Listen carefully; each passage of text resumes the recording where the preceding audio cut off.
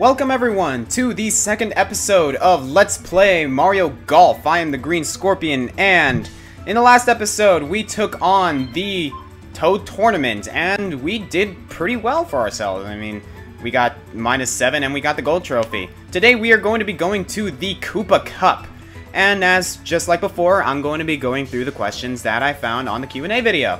So, let's say we get started. Alright, and as usual, I'm still playing as Plum. I gotta be honest, like, for some reason, I don't know why, I just like Plum as a character. I mean, I guess it's the fact that, she doesn't get a lot of attention nowadays. I mean, she pretty much got abandoned ever since, Mario Golf. And I know there are other characters in this game that, that were here that were never mentioned again in the Mario series, like Charlie or, you know, those guys. But the thing about Plum is the fact that she's in this game, and when you go to the character select screen, she's always the first one you see because the cursor defaults on her. So you'd think that, I don't know, maybe Nintendo had some sort of plan for her or something like that, or, you know, that kind of thing. It just makes it curious, you know what I mean? So, let's say we get started on the questions right after this putt, because this hill is kind of eesh. And got it. Haha. Easy birdie, right from the start. Alright, so let's say we get started on the questions. The first question comes from Xenic360. Your first game was Sonic 2, but what was your first TV show? Oh, we're getting into television now, huh? I did watch a lot of television when I was a kid. My first video game was Sonic the Hedgehog 2, as many of you guys probably know by now. I didn't want to waste a power shot this early, but that's the risk you take when you use them. But yeah, my first TV show, I'm pretty sure I saw a TV show, like a different TV show beforehand, but the first TV show that I actually legitimately got like really into when I was a kid was Johnny Bravo. I really liked watching that show because I thought it was funny. I thought it was really, I liked Johnny Bravo as a character, and I don't know, like, that show just really appealed to me, which, looking at it nowadays, there are so many hidden innuendos in that show. It's absolutely ridiculous. Aside from that, though, some other shows that I got into were Dexter's Laboratory, the Powerpuff Girls. I watched a lot of Cartoon Network. I know there were shows on Nickelodeon, but I didn't really get into Nickelodeon all that much for some reason. I always watched Cartoon Network, and I really liked that and Nettie when it came out, and you know, that kind of thing. But as far as I can remember, Johnny Bravo was the first show that... Yes! Got it! Anyway, Johnny Bravo was the first show that I legitimately got into. I really liked the show, and I just thought it was funny, and I still like it. I still like watching it nowadays. The first season, anyway, because once the second season came out, it kind of lost it. Mainly because Johnny Bravo's character kind of went from just overly stupid. I don't think I need to get a power shot for this one. Right. Sorry, sometimes I just really gotta focus because this game does take a level of concentration.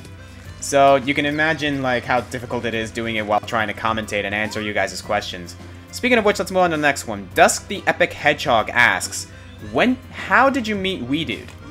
I actually met Weedude under a really interesting scenario. He made a countdown with one of his friends, oh boy, about the most memorable moments from the Zelda series. He sent it to me via personal message, actually, and obviously being a Zelda fan and wanting to give some people, like, wanted to give criticism to some, oh, is that gonna go in? Oh, oh man! That was so close! Ugh. Anyway. Weedude sent me his top 10 most memorable Legend of Zelda moments via private message, and I decided to go ahead and check it out, and I honestly really enjoyed that countdown. I thought it was good, I thought it was well written, I thought his guest was pretty cool.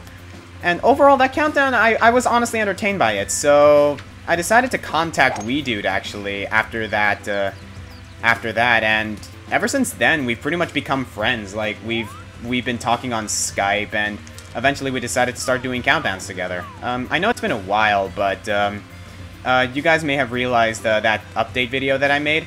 I do have another collab planned with him and another countdown artist. Like, I'll let you guys figure out the that part, and I think that's too weak. Yeah, that's way too weak. Dang it.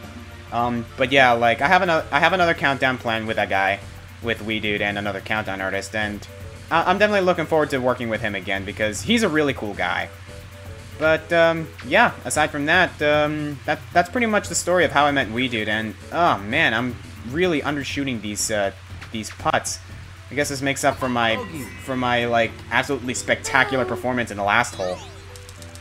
Anyway, let's get on to the next question. Unknown Person 771 asks, who is your favorite character in Castle Crashers? That would be the Green Knight, which, honestly, like, shouldn't surprise any of you guys. I really like the Green Knight. He was the first character I used in Castle Crashers, and he's the most leveled up character I have in Castle Crashers. I really like the fact that while the other knights have like elemental powers and things like that, I thought it was really unique that the Green Knight uses poison, and like he may have like lesser overall stats, but I just really like playing as the Green Knight. Again, like Green being my favorite character, and the fact that he uses poison, and you can do like some pretty sick poison juggling combos like by using his spells in sequence. It's really cool. Aside from that, I really do like the Purple Knight, and oh my god, is that gonna go in? No! Excellent. Wow, like, what is with this? Like, I'm coming really close. Nice birdie. If I actually land an eagle during this playthrough, or if I actually land a hole-in-one, I'm gonna freak. But anyway, yeah, the Green Knight's my favorite character in Castle Crashers. So, next question comes from Royal Name 31. Do you want to create a character for League of Legends? If so, what would his or her name, abilities, and backstory be? Oh man, like, yeah, I did think about this kind of thing before, because I really would like the opportunity to design a character for League of Legends. I've actually gone through some, like, ideas. I'm pretty sure a lot of you guys don't really know this, but I am actually a fan of Dungeons and Dragons.